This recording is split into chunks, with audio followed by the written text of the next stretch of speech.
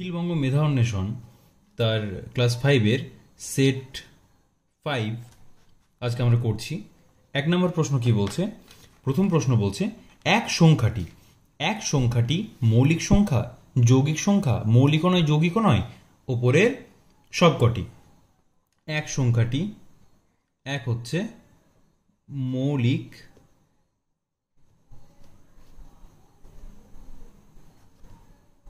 ও যৌগিক কোনোটি নয়, কোনোটি না। ঠিক আছে, এককে আমরা মৌলিকও বলবো না এবং যৌগিকও বলবো না। 2 নম্বরের প্রশ্ন কি বলছে? 2 নম্বরে বলছে 30 এবং 50-এর মধ্যবর্তী যমজ মৌলিক সংখ্যা দুটি হলো। যমজ মৌলিক সংখ্যা আমাদেরকে জানতে হবে যমজ মৌলিক সংখ্যা কাকে বলে। এর আগে আমরা অনেকবার করেছি যমজ মৌলিক সংখ্যা কাকে বলে। যমজ মৌলিক সংখ্যা, যমজ মৌলিক সংখ্যা কি হলো? যাদের, খুব ভালোভাবে এটা মনে রাখবে, যাদের বিয়োগফল, এটা কিন্তু প্রশ্নও আসে যে যমজ মৌলিক সংখ্যা কাকে বলে, যাদের বিয়োগফল 2। ঠিক আছে, যাদের বিয়োগফল 2। কিন্তু কোন দুটি সংখ্যার বিয়োগফল 2 হচ্ছে? দেখো এখানে 43 এবং 41-এর বিয়োগফল হচ্ছে 2। ঠিক আছে, এটাই হচ্ছে আমাদের যমজ মৌলিক সংখ্যা। যমজ মৌলিক সংখ্যা, ঠিক আছে। দেখো 31 37 এটা বেশি হয়ে যাচ্ছে, তাই না? 37 47 31 41 সবগুলোই বেশি হয়ে যাচ্ছে। অ্যান্সার হচ্ছে আমাদের 43 এবং 41। 3 নম্বর কি বলছে? লব হরের থেকে ছোট এইরকম ভগ্নাংশকে বলে প্রকৃত, মিশ্র, অপ্রকৃত, উপরের কোনোটি নয়। প্রকৃত ভগ্নাংশ কি হয়? প্রকৃত ভগ্নাংশের ক্ষেত্রে হয় লব, উদাহরণ দিলে তোমরা ভালো বুঝতে পারবে, লব ছোট হর বড়। অপ্রকৃত ভগ্নাংশের ক্ষেত্রে কি হয়? অপ্রকৃত ভগ্নাংশের ক্ষেত্রে হয় লব বড় হর ছোট। আর মিশ্র ভগ্নাংশের ক্ষেত্রে কি হয়? মিশ্র ভগ্নাংশের ক্ষেত্রে হয় পূর্ণ থাকে, যেমন 2 পূর্ণ 3-এর 7 এই ধরনের থাকে। ঠিক আছে, তাহলে এটা কি বলেছে? লব ছোট হর বড়। লব ছোট কোনটাতে? প্রকৃত ভগ্নাংশ, তাহলে এটা হবে প্রকৃত ভগ্নাংশ, মানে 3-এর হবে অ্যান্সার গ। 4 নম্বরে কি বলছে? কোনটি সঠিক? 470 গুণিত 15, 470 গুণিত 15 সমান কোনটি ঠিক? আচ্ছা, 470 গুণিত 10, 470 গুণিত 5, এই তো এটাই হবে ঠিক। ঠিক আছে, এটাই হবে ঠিক অ্যান্সার। 4 গুণিত 70 গুণিত 15 গুণিত 5 না, একদমই হবে না। 470 গুণিত 15, এটার সমান আমরা লিখতে পারি 470-কে একবার 10 দিয়ে গুণ করব, তারপর সেটাকে যোগ করব কার সাথে? 470-কে একবার 5 দিয়ে গুণ করব সেটাতে। ঠিক আছে, তারপরের প্রশ্ন কি বলছে? 5 নম্বরে বলছে ড্যাশ ভাজিত 19 সমান 8। যখনই এদিকে ভাগের আকারে কোনো কিছু থাকে, সেটাকে যদি আমরা এদিকে নিয়ে যেতে চাই, তাহলে আমাদের কি করতে হয়? সাইন চেঞ্জ করতে হয়। ঠিক আছে, তাহলে এটা আমরা কি লিখতে পারি? বা ড্যাশ সমান 8 গুণিত 19। ঠিক আছে, এই 8 গুণিত 19 সমান কত? 8 গুণিত 19 সমান যদি আমরা করি, সেটা হচ্ছে বা ড্যাশ সমান 152। ঠিক আছে, এটা হচ্ছে আমাদের অ্যান্সার। আচ্ছা, কিরকম ভাবে জিনিসটা হলো দেখো, এখানে যদি আমাদের 152 থাকতো, 152 আর ভাজিত 19 থাকতো, তাহলে সমান আমাদের যদি জিজ্ঞাসা চিহ্ন থাকতো বা আমাদের শূন্যস্থান থাকতো, সেটাকে আমরা কি করতাম? 152-কে আমরা ভাগ করতাম 19 দিয়ে, তাহলে এখানে কত আসতো? তখন এখানে 8 আসতো। তাহলে আমরা দেখে নিলাম যে আমাদের এই যে অঙ্কটা করলাম সেটা ঠিক আছে। ঠিক আছে, চলো 6 নম্বরে কি বলছে? সুমনকে এত সংখ্যাটি লিখতে বলায় সে 9559 লিখেছে, সে কত কম বা বেশি লিখেছে? আচ্ছা, তাহলে দেখি সংখ্যাটা কি। আগে এটা দেখি, 9559, 9559 না, তাহলে এখানে আছে 95,000, তাই না? তাহলে 95,600 69, আর সুমন লিখেছে একক, দশক, শতক, হাজার, অযুত। সুমন লিখেছে 9000, 9559, 559। ঠিক আছে, তাহলে সুমন কত কম লিখেছে না বেশি লিখেছে? সুমন তো কম লিখেছে। কত কম লিখেছে সেটা আমরা নির্ণয় করব।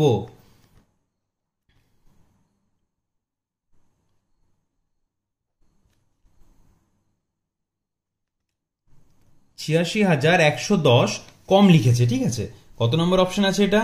এটা আছে গয়ে। ঠিক আছে, গ নম্বর অপশনে বলছে ৮৬,১১০ কম লিখেছে সুমন। ৭৭০ মিনিটে কত ঘন্টা কত মিনিট? আমরা করব ৬০ দিয়ে।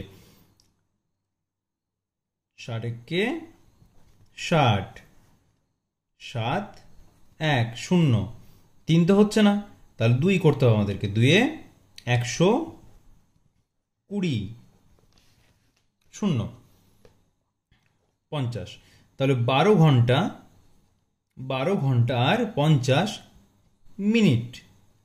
১২ ঘন্টা ৫০ মিনিট। ঠিক আছে, চলো ৮ নম্বরে কি বলছে দেখি। ৮ নম্বর প্রশ্ন, ৭২, ৯০, ৫৪ এর গসাগু কত? আচ্ছা, অ্যান্সার তো হবে ১৮, স্পষ্টতই বোঝা যাচ্ছে, বাট আমাদের করে দেখাতে হবে। ৭২, ৯০ আর ৫৪, ২। হ্যাঁ, অবশ্যই ২ হচ্ছে। তাহলে ২ দিয়ে কত হবে? ২ ৩৬, ৪৫, ২৭, ৩। ৩ দিয়ে কত হবে? ৩ ১২, ১৫, ৯, আবার ৩, ৪ ৫ ৩। আর কিন্তু হচ্ছে না, তাহলে ২ গুণিত ৩ সমান কত হচ্ছে? ২, এই ৩টের গুণ করতে হয়, আমরা সবাই জানি।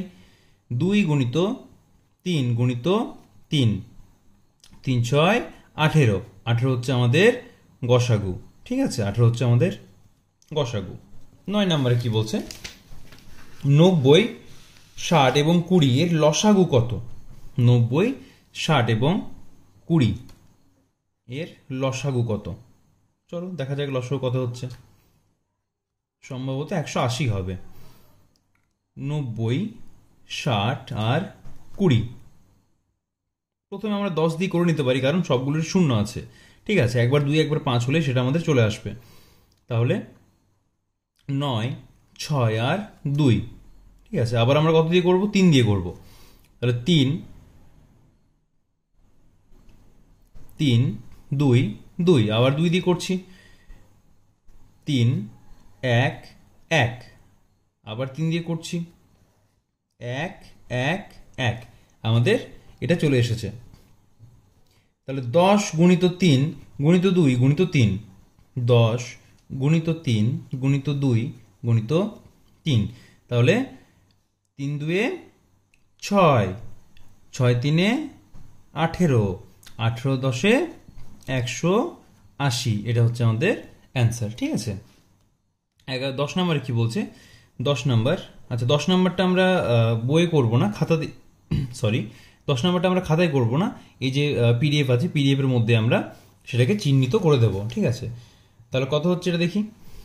চিত্রটিতে দাগ টানা অংশ হলো ১ ২ ৩ ৪ ৫ ৬ ৭ ৮, ৮টা ভাগ আছে মোট, তার মধ্যে ১ ২ ৩ ৪ ৫, ৫ ভাগে দাগ আছে, তাহলে হবে ৫-এর একটা অংশ আমাদের দাগ টানা আছে। ঠিক আছে, তারপর অঙ্ক কি বলছে দেখি। ১১ নম্বরে ৮ বিযুক্ত ১ পূর্ণ ৭-এর ১২, এটা সমান আমরা লিখতে পারি ৮ বিযুক্ত, পাশেই করি, জায়গা অনেকটা আছে।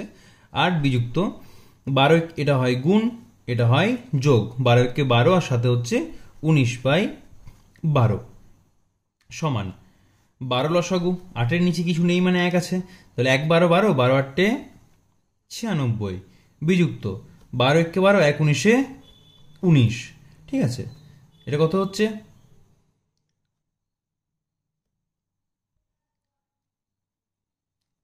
৭৭/১২। এটা হচ্ছে আমাদের অ্যান্সার, কিন্তু এখনো আমাদের অ্যান্সার সঠিকভাবে বের হয়নি। এই 77/12 যেটা আছে সেটা আমরা লিখতে পারি 12×6 = 72। তাহলে 12×6 = 72, 72, 73, 74, 75, 76, 77, মানে 5/12, মানে 6 পূর্ণ 5/12। কোথায় অ্যান্সার আছে? এই তো 6 পূর্ণ 5/12 এখানে অ্যান্সার আছে। আচ্ছা, তারপরের অঙ্ক কি আছে দেখি। তারপরের অঙ্ক বলছে আয়তক্ষেত্রের অর্ধ পরিসীমা। আয়তক্ষেত্রের পরিসীমা কি? আয়তক্ষেত্রের পরিসীমা হচ্ছে আয়তক্ষেত্রের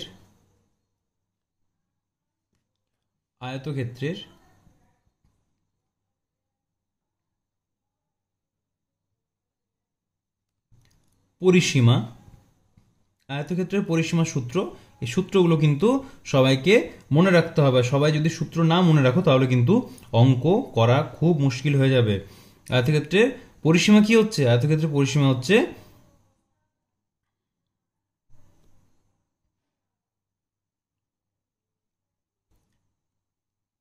2 গুণিত দৈর্ঘ্য যুক্ত প্রস্থ। এটা হচ্ছে আয়তক্ষেত্রের পরিসীমা সূত্র। আমাদের বলছে অর্ধ পরিসীমা। অর্ধ মানে এটাকে 2 দিয়ে ভাগ করতে হবে। তাহলে এই 2 আর এই 2 যদি থাকে, পরের লাইনে আমরা লিখতে পারি 2/2 গুণিত দৈর্ঘ্য যুক্ত প্রস্থ। তাহলে 2 2 কাটা যাবে, তাহলে আমাদের কি পড়ে থাকছে শেষে? দৈর্ঘ্য যুক্ত প্রস্থ। এটা আমাদের এখানে পড়ে থাকছে, ঠিক আছে। আচ্ছা, 13 নম্বর অঙ্ক কি বলছে? 13, আয়তাকার ক্ষেত্রের ক্ষেত্রফল 120 বর্গমিটার, দৈর্ঘ্য এত মিটার হলে প্রস্থ কত হবে? আচ্ছা, আয়তক্ষেত্রের ক্ষেত্রফল বলেছে। তার আয়তক্ষেত্র কোনটা? এটা হচ্ছে একটা আয়তক্ষেত্র। আয়তক্ষেত্রের ক্রাইটেরিয়া কি? না, বিপরীত বাহু দুটি পরস্পর সমান এবং সমান্তরাল, ঠিক আছে। আমরা সূত্রটা লিখে নিই আগে। আয়তক্ষেত্রের ক্ষেত্রফল আয়তক্ষেত্রের ক্ষেত্রফল কত দেওয়া আছে আমাদের? আয়তক্ষেত্রের ক্ষেত্রফল দেওয়া আছে 120 বর্গ মিটার। আর আমাদের আয়তক্ষেত্রের ফর্মুলা কি? আয়তক্ষেত্রের ক্ষেত্রফলের ফর্মুলা হচ্ছে দৈর্ঘ্য গুণিত প্রস্থ, ঠিক আছে। আচ্ছা, আয়তক্ষেত্রের ক্ষেত্রফল দেওয়া আছে আমাদের 120 সমান দৈর্ঘ্য কত দেওয়া আছে? 12 গুণিত প্রস্থ। তাহলে 120/12 সমান প্রস্থ। যেটা গুণের আকারে থাকে সেটা এদিকে এলে ভাগের আকার হয়ে যায়। এখানে কিন্তু একটা বা অর বসাতে হবে। আচ্ছা, পরের লাইনে কি লিখতে পারি আমরা? প্রস্থ সমান 10, ঠিক আছে। বা 14 নম্বর অঙ্ক কি বলছে দেখি। 14 নম্বর একটা সরল দিয়েছে। আচ্ছা, চলো সরলটা করে নিই আগে চটপট। 7 ভাজিত তৃতীয় বন্ধনী 3 যুক্ত দ্বিতীয় বন্ধনী 8 বিযুক্ত 3 যুক্ত 2 বিযুক্ত 1 প্রথম বন্ধনী শেষ, দ্বিতীয় বন্ধনী শেষ, তৃতীয় বন্ধনী শেষ। সেদিন একটা সরল করেছিলাম, সেই সরলটা কিন্তু একটু গোলমাল ছিল। তৃতীয় বন্ধনী নিয়ে একটা সমস্যা হয়েছিল। শেষে 14 ছিল সম্ভবত। এখানে 14-র বাইরে তৃতীয় বন্ধনী ছিল। 14-র আগে যদি তৃতীয় বন্ধনী থাকতো তাহলে কিন্তু সরলটা 650 উত্তর বেরোতো সঠিকভাবে। তো পুরোটা এখন সঠিকভাবে মনে পড়ছে না। এখানে 760 বা 750 ছিল এই দিকটাতে, ঠিক আছে। যাই হোক, দেখবে যে সেটগুলো করিয়েছি তার মধ্যে একটা সেটে হয়তো এই অঙ্কটা, হয়তো না, মানে অঙ্কটা আছেই আছে, সেই অঙ্কটা, সেই সরলটা। তো সেটা একবার চেক করে নেবে। আর তোমার স্যার বা ম্যাম যদি কেউ আছেন, মানে তুমি যার কাছে টিউশন পড়ো বা স্কুলে, যাই হোক, সেই অঙ্কটা খাতায় লিখে নিয়ে গিয়ে সেটা স্কুলে কিন্তু স্যারকে বা ম্যামকে দেখাবে। তাহলে ওনার কাছে একবার এই বিষয়টা নিয়ে আলোচনা করে নেবে। তাহলে এই ধরনের অঙ্ক এলে পরীক্ষায় তুমি কি করবে, ওনার কাছে তুমি এই সম্পর্কিত তথ্য পেয়ে যাবে, ঠিক আছে। আচ্ছা, 7 ভাজিত আমরা কি রুল ফলো করব? আমরা ফলো করব বডমাস রুল। বডমাস রুলটা কি জানো? Bracket of division, multiplication, addition, subtraction. Bracket মানে হচ্ছে প্রথম বন্ধনী, তারপর দ্বিতীয় বন্ধনী, তারপরে তৃতীয় বন্ধনী। ফার্স্টে কাজ হয় প্রথম বন্ধনীর। অফ মানে হচ্ছে এর মানে হচ্ছে যেখানে কিচ্ছু থাকে না, ব্ল্যাঙ্ক থাকে। ডি মানে হচ্ছে ডিভিশন, এম মানে হচ্ছে মাল্টিপ্লিকেশন, অ্যাড মানে হচ্ছে অ্যাডিশন, এস মানে হচ্ছে সাবট্রাকশন। তাহলে যে জিনিসগুলি আছে সেগুলি আমরা পরপর করে যাব। 7 ভাজিত, 7 ভাজিত কি বলেছে, তৃতীয় বন্ধনী। এখন তো আমরা কিচ্ছু করবো না, এগুলো এগুলো যেমনকার সেরকম লিখে যাব। 3 যুক্ত দ্বিতীয় বন্ধনীর ভেতরে 8 বিযুক্ত, এটা আমরা করব। 3 আর 2 যোগ করলে কত হচ্ছে 5, 5 থেকে 1 বিয়োগ করলে কত হচ্ছে 4, তাহলে এখানে আমরা লিখব 4। প্রথম বন্ধনীতে দেবো না, কেন না প্রথম বন্ধনীর কাজ তো আমাদের হয়ে গেছে ভেতরে। 7 ভাজিত 3 যুক্ত 8 থেকে যদি 4 বিয়োগ করা হয় কত হবে, 4 পড়ে থাকছে, তাই না? আচ্ছা, 7 ভাজিত 7 সমান 1। ঠিক আছে, আমাদের অ্যান্সার হবে 1। কোথায় আছে যেন অ্যান্সার, এই তো ঘয়ে আছে অ্যান্সার। 15 অঙ্ক কি বলছে, এটিকে দশমিক সংখ্যায় লিখলে হবে। আচ্ছা, সংখ্যাটা কি আছে লিখে নি। 15 নম্বরে বলছে এটিকে দশমিক সংখ্যায় লিখলে হবে। দশমিক সংখ্যাটা লিখিনি কি আগে, ভগ্নাংশটা লিখে নি। ভগ্নাংশ নয়, মানে যাই আছে সংখ্যাটা, 60,000 যুক্ত 70 যুক্ত 1/10 যুক্ত 5/100। এটা যদি আমরা কিসে লিখি, দশমিকে লিখি, তাহলে কি হবে, এটা সমান আমাদের হবে 60,000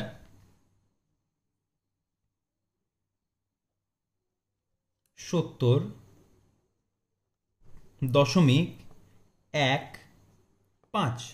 ঠিক আছে, এটা হচ্ছে আমাদের অ্যান্সার। 16 নম্বরে কি হচ্ছে দেখি। 16 নম্বরে দুটি বিন্দু দিয়ে কতগুলি সরল রেখা টানা যায়। দুটি বিন্দু দিয়ে কেবলমাত্র একটি সরল রেখা টানা যায়। ঠিক আছে, দুটি বিন্দু দিয়ে একটি সরল রেখা টানা যায়। আচ্ছা, যদি একটি বিন্দু দিয়ে বলে, একটি দিয়ে বললে হবে অসংখ্য। ঠিক আছে, তারপরের প্রশ্ন কি বলছে, 17 নম্বরে বলছে রুট ওভার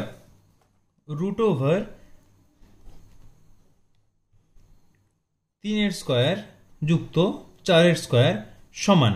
এটা সমান আমরা কি লিখবো, রুট ওভার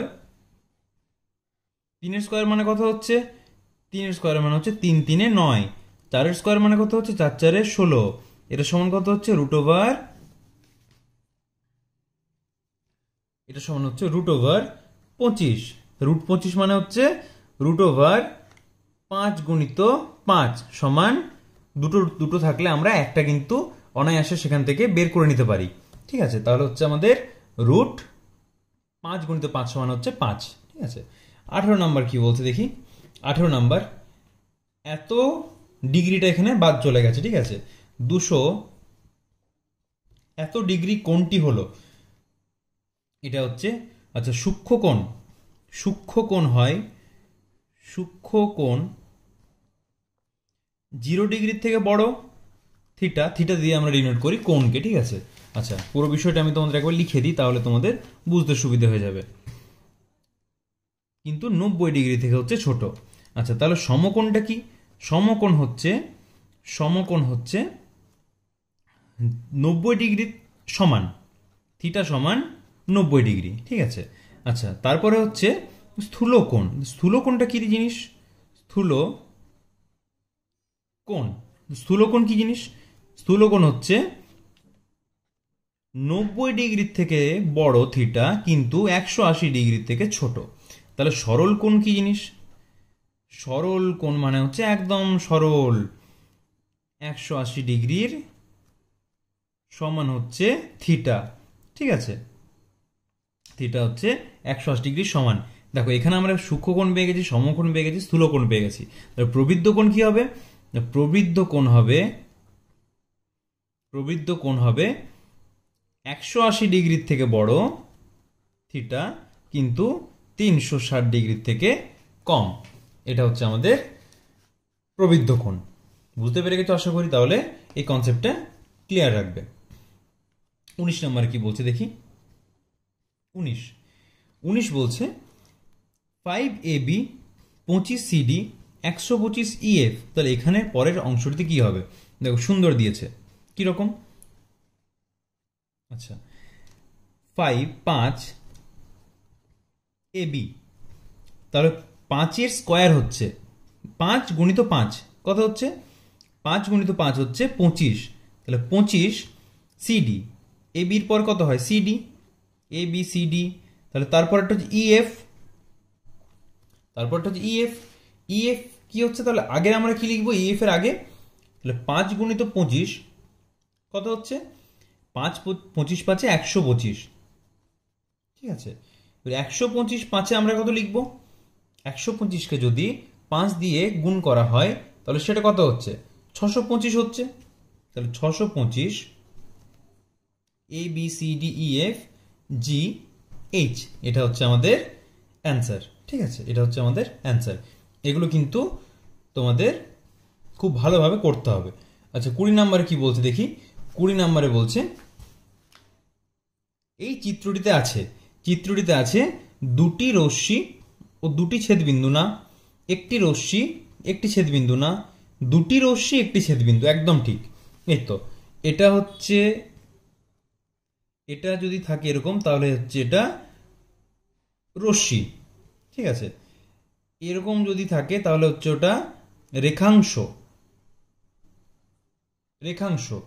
আর যদি এরকম থাকে